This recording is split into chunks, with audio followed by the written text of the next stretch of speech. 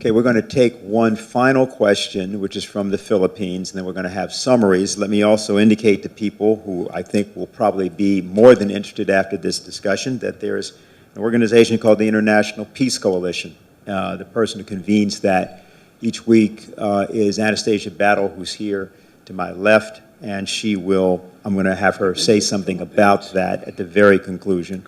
I think there's 1,700 people still with us. All of you are invited, if you are people of goodwill, which we presume many of you to be, to seek us out and become part of that action.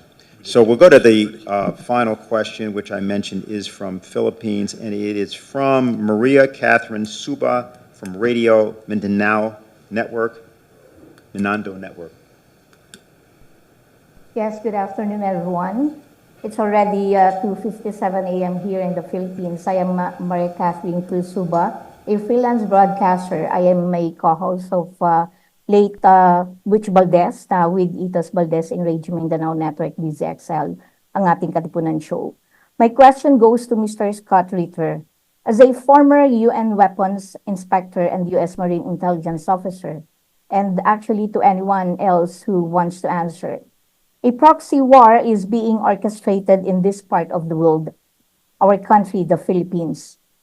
Our country is actually being used by the U.S. in its intent of war against China. And according to geopolitical analysts, the Philippines will be the next Ukraine. The Philippine President, Ferdinand Marcos Jr., has allowed additional 9 EDCA sites, or more appropriately, 9 U.S. military bases all over the country. The armed forces of the Philippines seem to be following orders from their U.S. counterpart. Drumbeats of war is being heard almost every day. Xenophobia is being propagated on mainstream media. Almost every week, there's an incident of Chinese Coast Guard that water cannons a Philippine vessel at the South China Sea. Do you think a false flag operation can happen here as tensions are getting worse? What do you propose for this to stop? Thank you. Okay. Well, thank you very much for the question.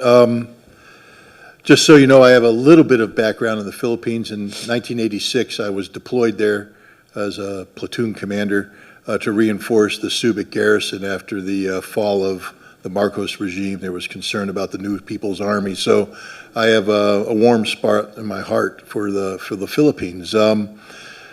Let's build upon what Colonel Wilkerson had said earlier. The United States is incapable of fighting a sustained conflict against a peer-level force. The United States cannot fight and engage China and win.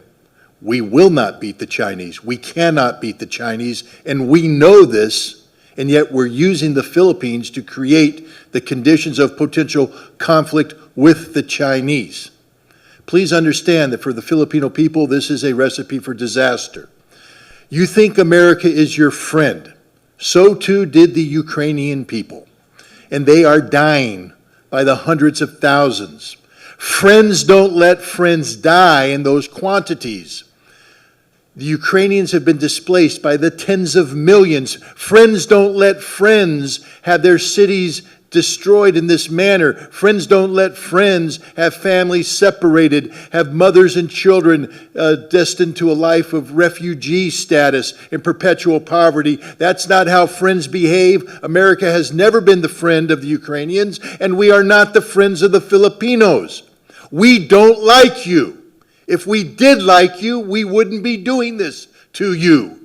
We are using you. You are a tool, nothing but a tool, and when the tool ceases to be useful, we will discard you. And discard you means usually after a war that devastates you. We are using you to gain some sort of momentary leverage over the Chinese. We will fail. The Chinese will win, and you will be destroyed.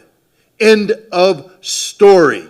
It's high time the Filipino people pressure their government to start sitting down and engaging the Chinese government responsibly. China is not your enemy. China is your neighbor. China is your friend.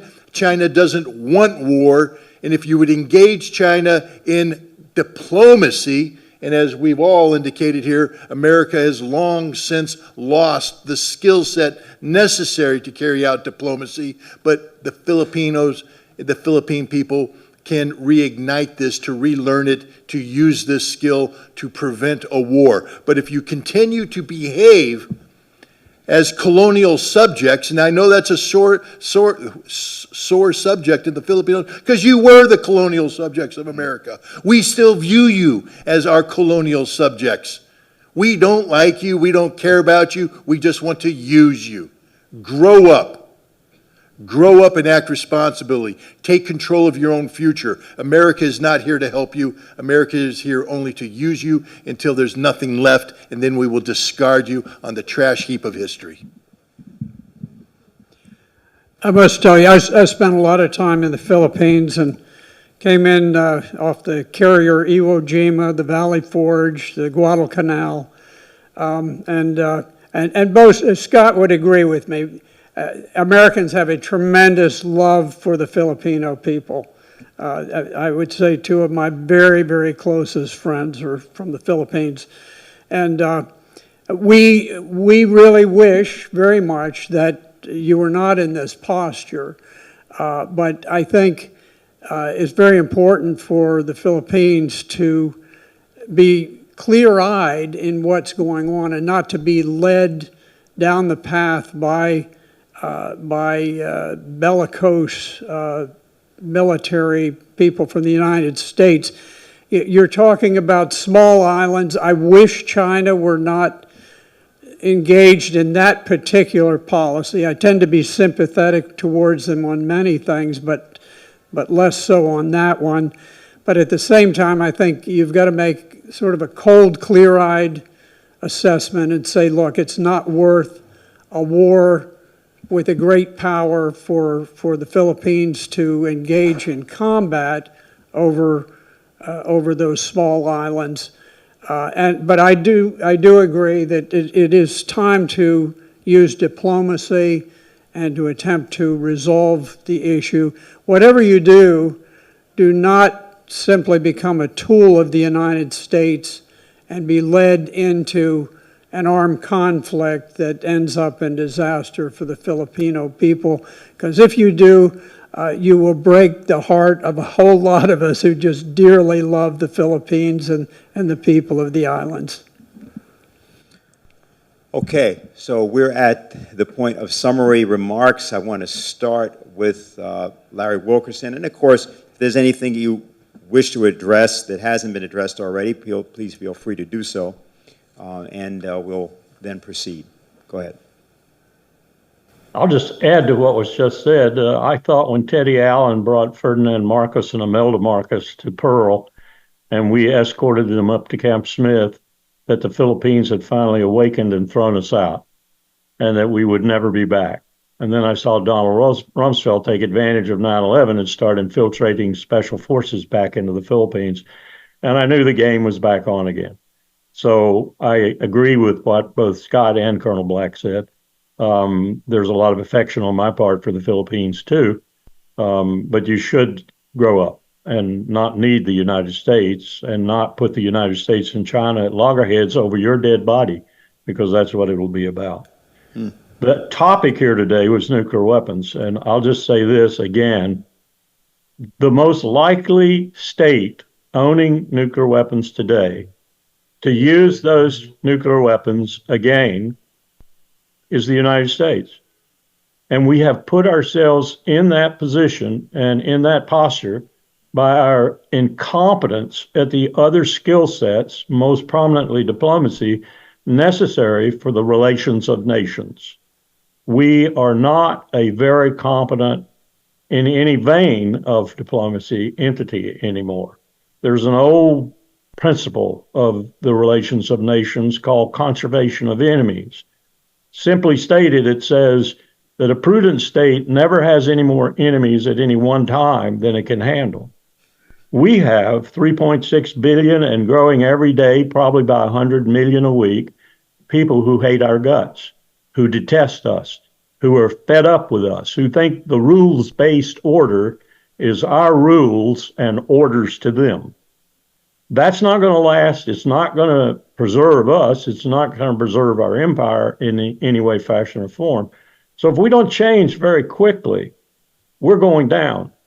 And what I would advise people like the Philippines and Australia and other of our good allies over this last 50, 60, 70 years is to check your six really closely and see what you can do to make accommodations with the other powers in the world, most prominently Russia and China, but India is big time in there too. India will be a replacement for China if she just keeps her act together for the next 20 years. And then we'll have those two countries at loggerheads. But you're looking at a dying empire. You're looking at a dying empire. And if we don't do something about it, we're going to have a really bad death rather than a death, say, like Britain had, where she is still around, stupidly led by Rishi Sunak, but soon to be gotten rid of, probably. So it's a different world. It's a totally different world. It's no longer unipolar. It's multipolar. And it's going to act that way. It's going to have a new financial system, a new monetary exchange system, a new banking system. Everything's going to be new. And we're going to be on the outside unless we learn to accommodate. And you learn to accommodate with that deft instrument of national power called diplomacy. So we'd rather grow some diplomats and fast.